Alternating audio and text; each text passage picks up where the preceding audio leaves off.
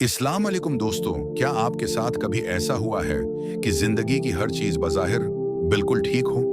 आपके पास सिर छुपाने को छित हो, दस्तरख्वान पर रिज्क हो, बदन पर अच्छे कपड़े हों और गरद व नवाह में लोगों का हुजूम भी हो, लेकिन फिर भी सीने के अंदर एक ऐसी घटन हो जिसका कोई नाम ना हो, एक ऐसी बेचैनी जो आपको रातों को सोने न दे, एक ऐसा खालीपन जिसे दुनिया की कोई खुशी, कोई रिश्ता और कोई कामयाबी ना भर सके। हम उसे आज की जबान में डिप्रेशन कहते हैं, हम उसे मॉड स्वेंगर्स का नाम देते हैं, लेकिन कभी कभी ये कुछ और ही होता है। ये अल्लाह की वो खामोश आजमाइश होती है जो खामोशी से आती है और इंसान को अंदर से तोड़ कर रख देती है। आज हम इन पोशीदा आजमाइशों की गहराई में उतरेंगे और जानेंगे कि क्यों सब कुछ होने के बावजूद सुकून हाथ नहीं आता। हमने आजमाइश का मतलब सिर्फ बीमारी, फाका कशी या किसी प्यारे की जदाई समझ रखा है। बेशक ये बड़ी आजमाइशें हैं, लेकिन एक आजमाइश वो है जो नेमतों के लबादे में आती है। कुरान पाक में अल्लाह ताला का फरमान है कि हम तुम्हें बुराई और भलाई दोनों के जरिए आजमाते हैं। जब अल्लाह आपको तकलीफ देता है तो आपका हाथ खुद ब खुद दुआ के लिए उठ जाता है। आप रोते हैं, गड़गड़ाते हैं और इस तरह आप अल्लाह के करीब हो जाते हैं। लेकिन खतरनाक आजमाइश वो है जब अल्लाह आपको सब कुछ दे दे लेकिन अपनी याद छीन ले। उसे हम अपनी जबान में कामयाबी समझते हैं, लेकिन कभी कभी ये इस्तिदराज यानी वो ढेल होती है जो इंसान को गफलत में डाल देती है। जब गुनाह भी हो रहे हों और दुनियावी तरक्कियां भी मिल रही हों तो समझ जाइए कि ये सुकून नहीं, ये एक बहुत बड़ा इम्तिहान है। इंसानी फितरत का तजाद देखिए, हम मट्टी और रूह का मरकब हैं।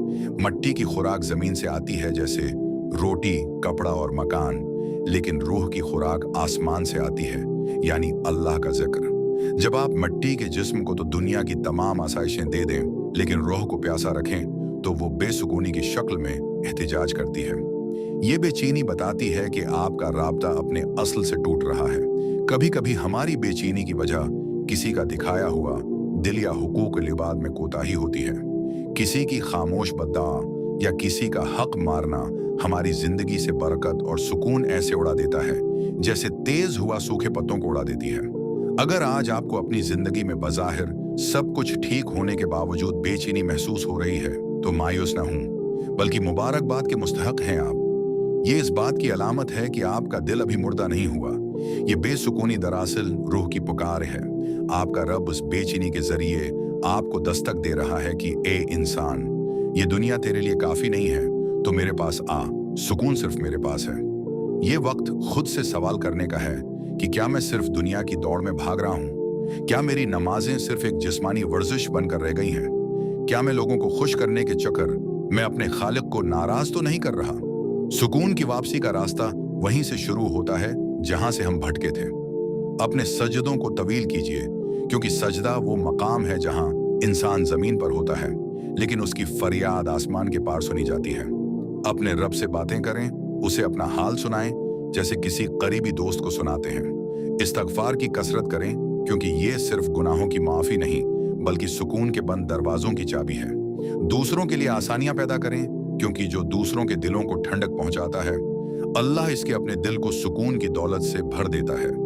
इंसानों से वाबस्ता तवक्कुआत को खत्म कर दें, क्योंकि जब आप ये मान लेते हैं कि नफ़ा और नुकसान सिर्फ अल्लाह के हाथ में है तो जहनी बोझ आधा रह जाता है। मेरे अजीज साथियों, जिंदगी में आने वाली ये बेनाम बेसुकूनी दरअसल एक अलार्म कलाक है जो आपको ख्वाब गफलत से जगाने के लिए बजती है। अल्लाह आपको तोड़ना नहीं चाहता, वो आपको दोबारा बनाना चाहता है।